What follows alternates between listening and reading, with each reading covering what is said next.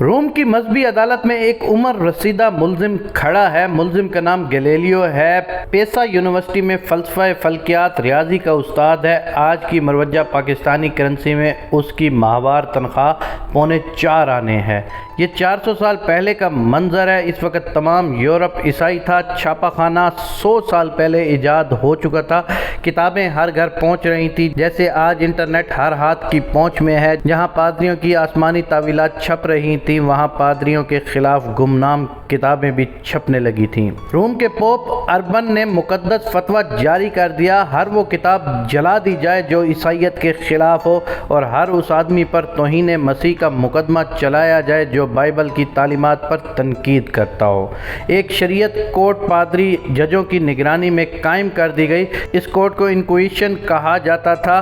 بہت سے کتب خانے جلائے گئے اور کئی لوگوں کو موت کی سزا سنا دی گئی۔ مذہب کی دہشت چاروں طرف پھیل گئی۔ گیلیلیو نے ایک دوربین ایجاد کی تھی اور یونیورسٹی کی تجربہ گاہ میں خاموش راتوں کو جاگ کر آسمان کا مطالعہ کرتا تھا، ستاروں کے نقشے بناتا تھا، ان کے طلوع و غروب کے چارٹ بناتا اور پھر ان میں سے ہوتی ہوئی تبدیلیوں سے نتائج اخذ کر کے رجسٹر میں درج کرتا تھا۔ اس نے چاند پر پہاڑ، وادیاں، میدان دیکھے، مزید ستاروں کی گردش کے ریکارڈ بنائے تو اس نتیجے پر پہنچا کہ چپٹی میز کے 4 کنارے ہوتے ہیں جہاں آپ مجبوراً رک جاتے ہو یا نیچے گر جاتے ہو، لہذا زمین میز کی طرح چپٹی نہیں، یہ ایک بڑی گیند کی طرح گول ہے۔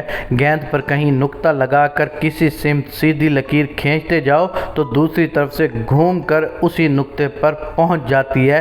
اس کا مطلب ہے سورج زمین کے گرد نہیں گھومتا بلکہ زمین سورج کے گرد چکر لگا رہی ہے۔ یہ تحقیقات اس نے ایک سائنسی جریدے میں چھاپ دی، مگر یہ خدا اور اس کی بائبل سے صریحاً انکار تھا۔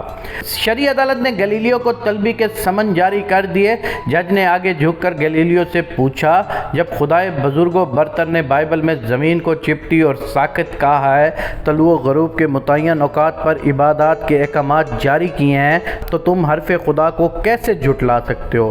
تمہیں 2 آپشن دیے جاتے ہیں، یا اپنے ملحدانہ نظریے سے توبہ کر لو یا پھر حکم خداوند کے مطابق موت قبول کر لو۔ رات کو تجربہ گاہ کی کھڑکی سے روشن چاند ستاروں کو دیکھتے ہوئے گیلیلیو نے خود سے سوال کیا، میں زندہ رہوں یا مر جاؤں؟ یہ زمین تو سورج کے گرد اسی طرح گھومتی رہے گی، کیا جاہل لوگوں کی بات مان کر مجھے موت قبول کر لینا چاہیے؟ اگلے دن گیلیلیو نے عدالت کو معافی نامہ پیش کر دیا۔ عدالت نے اسے باقی زندگی اپنے گھر میں قید رکھنے کی سزا دی۔ گیلیلیو گھر کی قید میں بیٹھا مزید کتابیں لکھتا رہا، مگر بنی نوع انسان کے لیے سائنس کا مرکزی دروازہ کھول گیا۔ اس راہ پر چلتے چلتے آگے ہماری ملاقات نیوٹن، آئنسٹائن جیسے درویشوں سے ہوتی ہے۔ گیلیلیو نے 78 سال کی عمر میں اس دنیا کو ٹھکرا دیا۔ آج دنیا اسے the father of modern science کے نام سے جانتی ہے۔